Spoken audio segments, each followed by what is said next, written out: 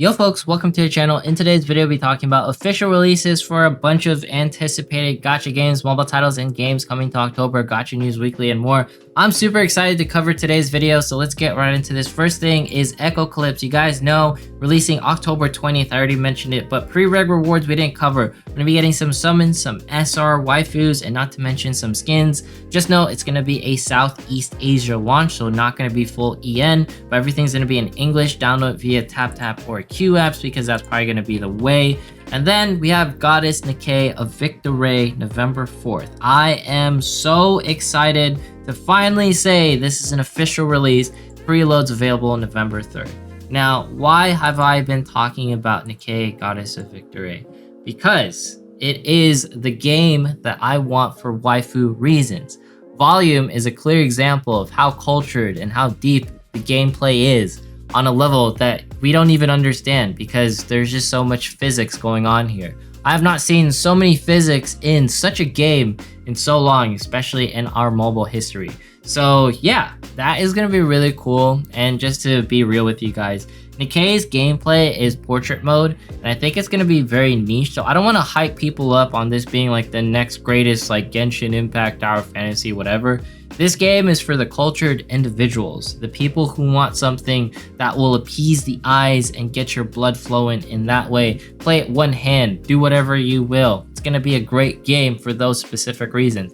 Don't hype this up as being like, oh, I can spend like hours and hours. This is my next FGO. No, this is not the audience for you. The audience is very niche. It's specific, and I hope we can all enjoy it together, and I hope it lives up to the expectations that I have set at this game being good at waifus, specifically waifus, and volume being one of my clear favorites, and love whoever you want because all waifus are equal, especially in the world of Nikke. So yeah, November 4th, I will definitely try to take a day off in order to play this game, stream it, whatever, and just provide guys and be part of the community because I'm ready for this game. Let me tell you what. Okay, Shironeko Golf launching late October globally. Now, we were talking about this last week as well, and we were talking JP releases. Now, all of a sudden, there's a global release. I definitely don't question it because I think the more mobile gacha games we get, the better, because that means like it's popular, and yeah, golf games. I don't know. But let's go into ReZero Infinity. It launched. I already talked about how I felt about it. I think it's a great game. It gets my thumbs up. But the biggest thing, I want to apologize about the Beatrice thing. I know a couple people are upset about it. Beatrice was very relevant on season 4. It was the meta thing going into my veins. I was just being a spoiled brat at that point. Beatrice is definitely an amazing waifu. I just want to say that. And I want to give my recommendations towards this game because I thought it was really good. Alright, next up, Sengoku A Live, a rhythm mobile game announced for 2023. All I gotta say with this one, it looks pretty with the husbandos, and not to mention the VAs are looking pretty spicy in their own right. They got a couple likes on Twitter. It's been going, and yeah, husbando rhythm game. There you go. We also have ETE Chronicle that is now available. I really want to play this one. That's all I really have to say about it because its graphics looks really clean compared to a lot of other, mecha style RPGs on the mobile front. And not to mention it has water graphics, probably the hardest style of graphics to pull off on any genre, especially on mobile. But one thing to note is that it's just a little bit different from everything else with the way it presents its combat, because we've been getting a lot more like Punishing Gray Ravens, Honkai Impact Thirds. This one is going to be like the first one where it's like open terrain on this level, but I have a feeling it's going to play something like, the Punishing Gray Ravens, the Honkai Impact Thirds, except it's going to be more mecha style. So I'm keen to play, can't wait to see what it holds. On my first impressions, more later on that. Then we have Sword Art Online. It's going to be hitting 750k. 1 million is the next goal for its pre-registrations. I don't know if it's going to be good. All I know is that 1 million probably going to be releasing late 2022, maybe early 2023. They're waiting for all that stuff before releases. And we have Path to Nowhere globally launching October 27th. The only thing I have to say with this one is that it doesn't really hold any competition towards Arknights because I think Arknights' gameplay is just different. And this one, because it's tower defense that you can move around, as you're going through the combat, it's just a completely different scenario. And the waifus, they have a different feel to it. It's not chibi style in that regard, so you might like it on those fronts. But but at the same time, I just think it tackles like a completely different genre, but it's something to hold us over as we wait for Nikke, or maybe it's your new main game, because Path to Nowhere was a lot of fun. I think it's definitely something for everyone, specifically on the waifu front, because there's a lot of variety going on here, I do have to say. Next up, we have the Archeland CBTs. I recommend checking out Chaotix's videos. I thought they were pretty preem, and most of all, I think this is going to be one of my favorite tactical RPGs, just visually speaking, because I have a nostalgic factor for Fire Emblem, specifically the one with like Ike. That one was really cool. I think it was like Radiant Dawn. Yeah, feel free to correct me in the comments. It's been a while, but all I have to say is Archeland is looking pretty good. Check out Chaotix stuff. I wish I got into the CBTs, but more on that a little bit later. And Memento Mori, it's going to be releasing October 18th. Don't forget about it. It's going to be our dark fantasy, gritty, more Sinnoh Alice feel to it. I think it's going to be a good one for idol fans, and not to mention people who just want something a little bit darker. We've been getting a lot of happy-go-lucky gacha games as of late, so to get something a little bit different, to spark the gore, the grit, the way like Chainsaw Man is making some of us feel, then definitely check out this one. Next up, we have Daraku Gear. This is going to be out now. It's on Nutaku in case you guys want to play NSFW title for the cultured individuals. Portrait mode, one-handed, I said everything, right? And we have Torchlight Infinite that is now out on open beta for your Android devices, maybe on some iOS as well, but just note, it's finally out with no wipes whatsoever. It's gonna have a more cartoony feel compared to Diablo Immortal, but definitely something to check out. I think it's a phenomenal game in its own right. And not to mention, we have Traha that is now out for pre-registration because this is gonna be going out on the global front. Just note this game is based out in KR, so however way you feel about it. But at the same time, I feel like it's going to be like Black Desert Online, more of a traditional action RPG. Not the top-down style like the way Undecember, Torchlight Infinite, and Diablo Immortal. So in case that interests you, I'm keen to play it whenever it does, actually release. And we have Summer's War Chronicle. This is going to be launching November 2022.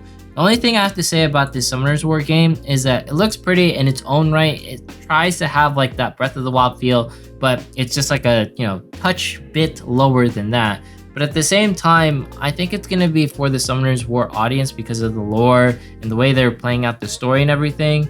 I don't think this is going to be that great because it's releasing at the same time as Nikke. I'm sure it'll do well on its own ways. I'm, very curious as to how it will turn out at the end of it.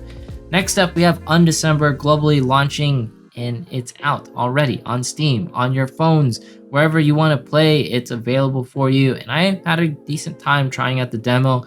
I don't know if I'm doing a first impressions, check out FG, he has a video on it. I think it was really good. But altogether, I think it's just going to be a solid, top-down action RPG, comparative to something like Lost Ark, and, keep us over until Path of Exile actually releases on mobile. Then we have the Marvel Snap releasing October 18th. The only thing I have to say about Marvel Snap is that it's one of those games that if you played like Hearthstone or any card style game, you're going to be very familiar with it. And if you like Marvel, then I think it's just something for you. I can't say anything negative about it because the graphics are clean, developers seem hungry for it, and I know the fan base is definitely there, so it'll do well whether I talk about it or not. Next up, we have Dolphin Waves getting an official release October 20th for mobile and PC on DMM Games. Now, why am I covering this one? Because this is also brought to you by the same people who gave us Senran Kagura. So if you're wondering why did the waifus have big booba, that's probably why. And that's why this game is so cultured in the way it is.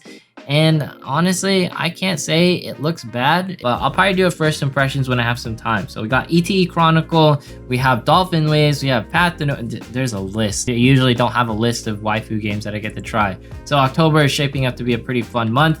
And then Monster Musume, a tower defense launching October 25th. The only thing that you guys need to know about this tower defense is that this is actually an NSFW title underneath it all. If you check out their YouTube, you're gonna get some cultured scenes. So if you wanted something like that on your tower defense, instead of Path to Nowhere, instead of Arc Knights, you have something like this. So feel free to check it out. It's gonna be out on JP specifically, but hey, I'm sure you can get a play on Q app probably. That's gonna be releasing there. And then we have the events rolling around. First up, D4DJ getting its 2nd anniversary on October 25th. In case you guys like Toho, Love Live, and K-On, and all those different sort of tracks, then it's going to be available there. And then not to mention, we have Tears of Themis Dreams of Childhood, the event. It's going to be taking place, so in case you want to celebrate your husbandos in, a more theme park setting, now that you can.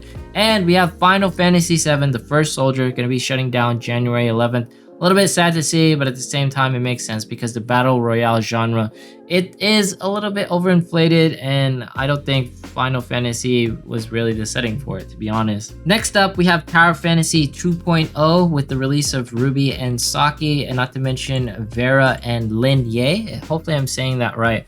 All that you guys need to know is that this is also going to be, a pretty good game. Everyone likes Tower Fantasy. 2.0 has been long anticipated as Genshin has Sumeru. Now we get this desert cyberpunk region. I like Tower Fantasy. It offers something different because I'm more of a classic MMORPG kind of guy, but at the same time, it is what it is because Tower Fantasy also got a hacking issue that occurred this week. It's already been fixed. What happened was some people got their inventory completely stolen from them by joining this guy's game. Luckily, only a few people got affected by this, and now that it's been fixed and people are getting compensated, so kudos to the fixes right there. And then don't forget, Tower Fantasy is also releasing on Steam now on October 20th, in case you guys didn't know.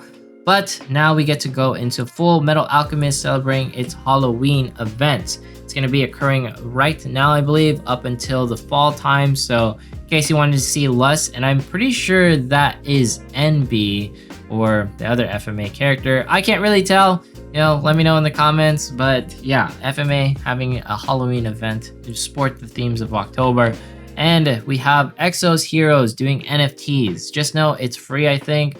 And yeah, this is also a sponsored thing on the Gaming on Phones. So do with that what you will. I just want to cover it because I thought it was a little bit interesting. And we have Cookie Run Kingdom doing a collab with BTS. I think that is pretty nice. I like BTS. They're pretty great at singing, if you know what I mean. And we have the Genshin events. Genshin 3.1 Phase 2 should be launching sometime later today. Nilo, the new character, or Nilao, however way you guys want to say it. I'm sure I'm butchering the pronunciation. She's going to be a lovely waifu. Hydro base. I think she is absolutely gorgeous. I'm not going to be pulling for her because I already spent some money pulling for Kaino. Maybe I'll release the video on that. Let me know in case you guys want to see me suffer. I did spend money. It was not the greatest feeling whatsoever. But hey, it is what it is. That's what Genshin does to you, right? Next up, we have the Honkai Star Rail. They're doing their tours. They just completed the Brazil game show, and now they're going to be going to the Thailand game show. October 21st to October 23rd. No new info on this one. And we have Hoyo Fest Southeast Asia doing a offline themed cafes. Now, what is really cool with this one is they marked like all the different areas like Thailand, Indonesia, Vietnam, Philippines, Singapore. I love everyone and how they look. Look at like the cosplayers in that one. And yeah, it just looks like a good time. Hopefully I get to go to one of these one day. Also, this is not the cafe stuff, but there we go. I thought it was just really cute. I just wanted to share it. Next up, we have IRL news. First things is South Korea getting in on Blue Archive and FGO now. I don't know what is going on, why like Korea is like doing all these things, South KR to be specific. Hopefully it gets all resolved and nothing happens to our FGOs and our Blue Archives. I like both games. I think they're great, phenomenal. FGO being legendary. So South KR, please do nothing to FGO. Then we also have Netease investing in Star Painters, the same people who brought art into Genshin. And I think that's going to be interesting if we get a Netease Genshin sort of looking game. But by the end of it, we'll see how it rolls down. And then Tencent also has to compensate Moonton for a commercial defamation. Moonton gets a lot of flack for Mobile Legends and the way they handle that title because it looks a lot like Riot's League of Legends. But at the end of the day, Mobile Legends is a pretty well-supported game in Southeast Asia. So I'm happy things are going well on Moonton's front so far. And then finally, Princess Connect news. We got the October Clan Battle occurring October 26th. And I'll leave you with my last thoughts on everything, being the fact that we have a bunch of releases with ReZero Infinity, Undecember, ETE Chronicle, Torchlight Infinite, Daraku Gear with more, upcoming Gacha with Memento Mori, Marvel Snap, Echocalypse, Path to Nowhere, our beloved Nikke. And honestly, everything is leading up to, Nikke. I am just super excited to finally get to talk and make guides and actually cover the game and not just be a degen, you know, but I like being a degen, a cultured individual. But yeah, this video is really dedicated to Nikke and everyone who's been waiting. I don't think it'll live up to your hype, I'm gonna be honest with you, but it'll definitely be cultured and it'll be a fun eye candy feel. Maybe you play it for a month, a week, a year, forever, I don't know. Just know Nikke is coming out, I'm really happy. But anyways, if you made it this far in today's video, consider subscribing, dropping a like, leaving a comment, follow me on Twitch, follow me on Twitter, follow me on Instagram if you want to see my face and the shenanigans that I do. Thanks so much for watching. Once we have 40,000 subs, doing a giveaway. And yeah, hopefully this news brought you some happiness, some smiles. I know it did for me because we finally get to talk about Nikke fairly soon. Peace out. See you guys in the next one.